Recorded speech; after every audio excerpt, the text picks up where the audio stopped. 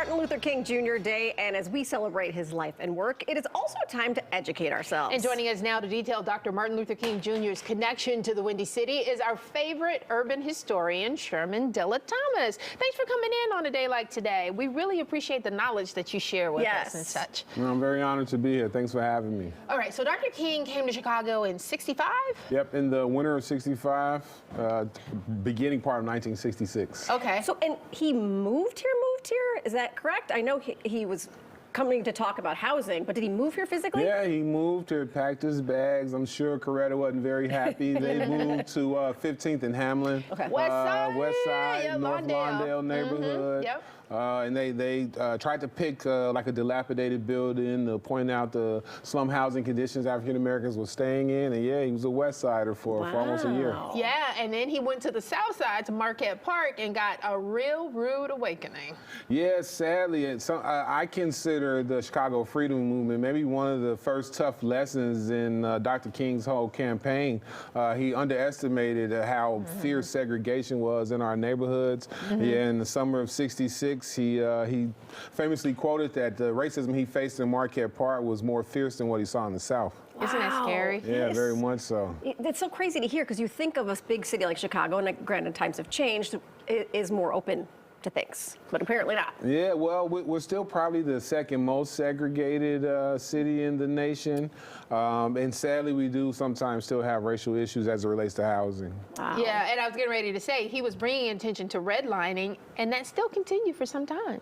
Yeah, and just to catch people up on what redlining means, it basically is that the government and banks picked an area and said that those people are not eligible for governmentally backed mortgages, right? So FHA loans, which are basically how the middle class got into home ownership. Wow. That is amazing.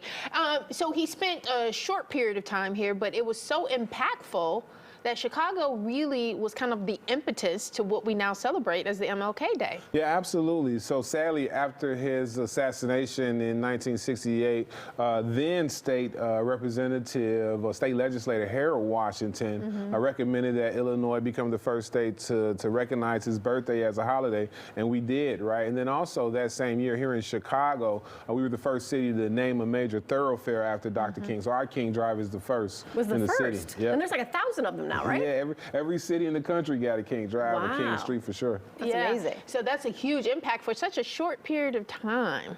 Yeah, well, his impact goes, Chicago, we should say, has such an impact on him, and that's why his impact is found on us. One of his mentors was Dr. Benjamin Mays, who got his master's degree and his doctorate from the University of Chicago in the 1920s. He went on to become president of Morehouse College, which is where Dr. King attended. He was Dr. King's mentor. And so a lot of the lessons that Dr. King taught us, he was learned from Dr. Benjamin Mays, who was in Chicago with Carter G. Woodson and other luminaries. And so that's why we still feel King's presence now, because King felt our presence as he was moving about. Well, and there are a number of Chicagoans that followed him through his journey too. Yeah, absolutely. Well, the first person to bring Dr. King to Chicago is the late great Tamil Black, the 102-year-old historian who passed away last year. He brought Dr. King to Chicago in 1959, and when the University of Chicago found out that he was going to this small church, they was like, "No, we got to bring him to Rockefeller Chapel." So he went and preached at Rockefeller Chapel at the University of Chicago. But Earl B. Dickerson, a very famous attorney, was also a major part in the Chicago liaisons to the March on Washington, and just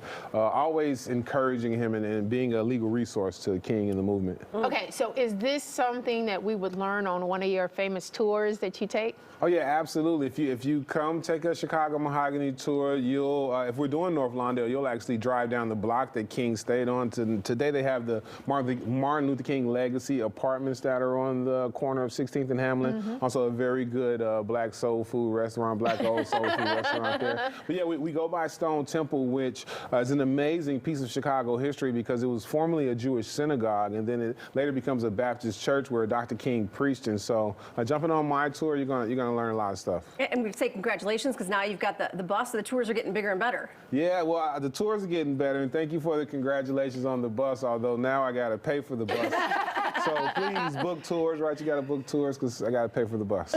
There's so much knowledge out there. And we were Yes. talking before the break that this is a day of service. Yeah, absolutely. You know? I encourage my children and all the other children to not just do the stereotypical, go drop off some cans somewhere, although that is very important, but really ask people, right, what kind of services do you need? What kind of things can we bring to a neighborhood? What kind of opportunities, right? Sometimes service is just being a mentor to people who don't know that opportunities exist. Sometimes service is, right, taking a senior citizen to the grocery store.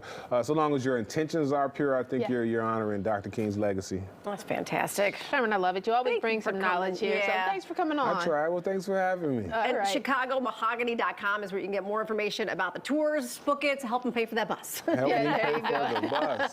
Thanks, Sherman. All right.